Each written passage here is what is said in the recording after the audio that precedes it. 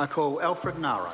Thank you, Mr. Speaker. It's an honour to stand and take a call on the Christian Churches New Zealand Property Trust Board Empowering Bill here in the House in its second reading, Mr. Speaker. Mr. Speaker, I want to make a disclaimer that I actually I'm not a member of this committee, and also too I haven't sat on the submissions, but I do stand here. So I want to be able to say that, Mr. Speaker, that because we all have the opportunity to speak in the House, but I suppose the opportunity to be able to, where others have spoken about the technicalities of the bill, and I'm sure some of my other colleagues and maybe members on the other side will fill their 10 minutes with a lot of the detail that's really important about this bill.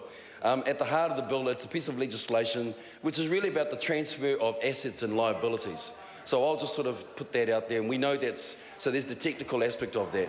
But the point that I want to make, Mr. Speaker, and speak about this is that, Mr. Speaker, I've done a theological degree, and I've actually been a pastor of a church and worked in churches and what they would call in church a form of ministry, which is to work through the church into communities, both to the parishioners and the congregation that you work with on a Sunday and serve, and then also into your communities.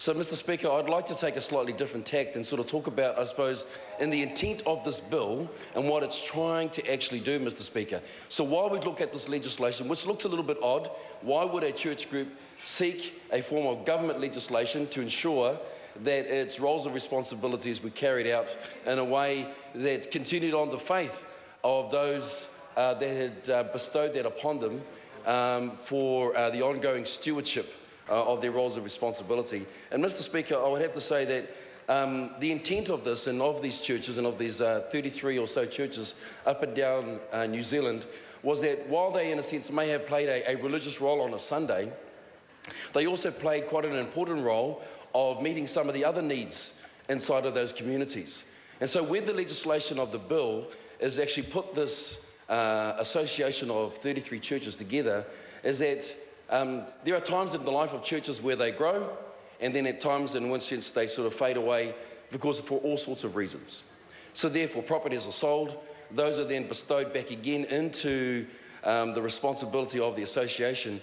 But I suppose the challenge that I've seen both in my experiences and in other churches that I've seen, and with this church association in particular, is then how can we continue to be relevant with the intent that we have to not only serve our congregations on Sundays, but also meet the needs of our communities that are around us. You'll see in the bill, Mr. Speaker, the intent now is that while there's the bequest, while there is the sale of those properties and those assets, that will then return that income into the responsibility of the trust, what it's seeking to do, that this is not just about bricks and mortar. In other words, it's not just about building another church that will make a difference. A lot of these churches are now saying that the fact is that actually there are other roles and responsibilities that we can play, such as providing, for instance, daycare centres or kindergartens. When I was at Tamaki Community Church, that's what we did. Such as providing opportunities for budgeting services. We had the East Auckland Home and Budgeting Services at Tamaki Community Church. We had an op shop that ran there. And so there are a number of different services that came out, and Mr. Speaker, so I can actually see really clearly and understand the intent of this bill is to enable those association of churches to not just about saying, let's build more churches and let's build more buildings, but more importantly, at the heart and the intent of their Christian faith is that how can we ensure that we make a difference to the communities in which we seek to serve? Mr. Speaker, I also too want to put on record that when we think about churches, people again keep thinking about these religious organisations. But Mr. Speaker, many of these churches have had an important role in the life of New Zealand in its social services, in its areas of advocacy and so forth. And if we think about, for instance, Salvation Army, State of the Nation report and the roles that it plays. Let's talk about the Methodist Mission. There's also the Lifewise Trust, which is up in Auckland, which comes out of the Wesleyan and Methodist Church Association. The Presbyterian Support Services, Mr. Speaker, they provide a number of social services regionally in the different regions as well. Another one that people may not know is Bernardo's. Now, Dr. Bernardo was a Christian who also too, he was a physician who back in his time wanted to provide a provision and a place for orphans. And so the role of Bernardo's actually has quite a strong Christian base. And again, the reason why I'm mentioning these, Mr. Speaker, and in relation and in scope to this bill, is that, again, I can understand the intent of these 33 churches in their association to seek the right to ensure that the legislation that gets renewed from the previous legislation of 1929 enables them now, in the year of 2016, to continue to provide and to adapt the services that truly do make a difference in our communities, Mr. Speaker. So I commend these churches for what they're doing. I can see the needs that they have. There'll be services such as I said, budgeting services. There'll be after-school programs like Oscar and the funding that they give that allow them to hold them in their facilities. It's in their community halls that they provide, Mr. Speaker. Also, too, I've seen that in the Education Act of 1908, there was also, too, that this trust had associated itself with the education clause that allowed them to provide education. So I remember there was a time that I used to take they used to call it Bible in schools, Mr. Speaker. And I remember that going for nearly 16 years, I'd go faithfully along and teach kids, I suppose just about simply about values that they thought were really important.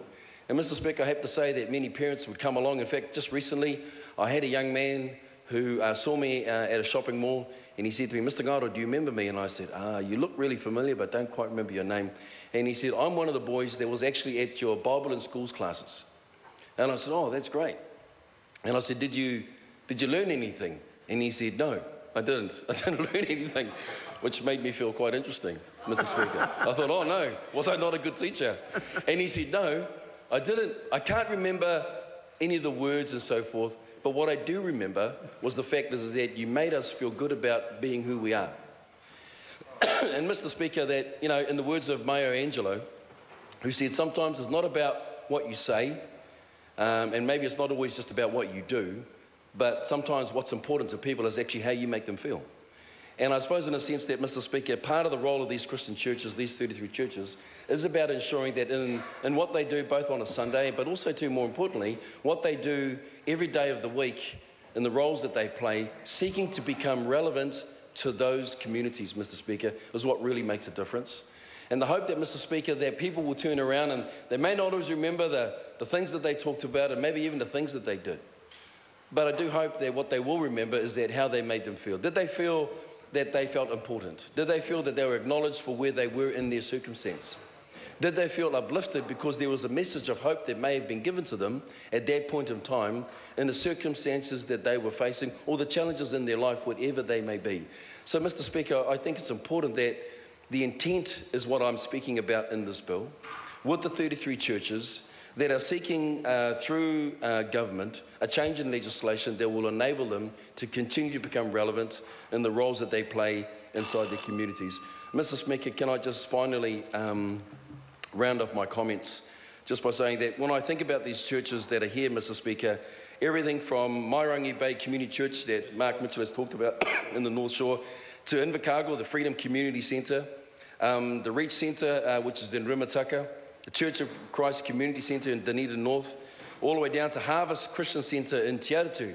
They're actually on Swanson Road. They also hold services in the Te Aratu Tennis Club, Mr. Speaker. We've got them down in Nelson, in Ainsbrook Church of Nelson, in Fielding, Life Point, and Rangatiki. So there to my colleague Ian McKelvey, Mr. Speaker, and all the way through down even to Matamata Union Parish. They're in Homestead Community Church in Point Shire. There are a number of them here. Mr. Speaker, I think it speaks volumes that the broad reach of this church throughout the regions, throughout the different communities, whether it be urban city centres or in the localised rural communities, is wanting to make a difference. What I'd like to say in closing, Mr. Speaker, that I do wish them well. I do hope that this change in legislation would enable them to continue to be relevant to the communities and the people they seek to serve, Mr. Speaker, so that they truly can live, I suppose, to the values and the principles of their faith, so that people could be uplifted and have faith and hope in their lives. Thank you, Mr. Speaker.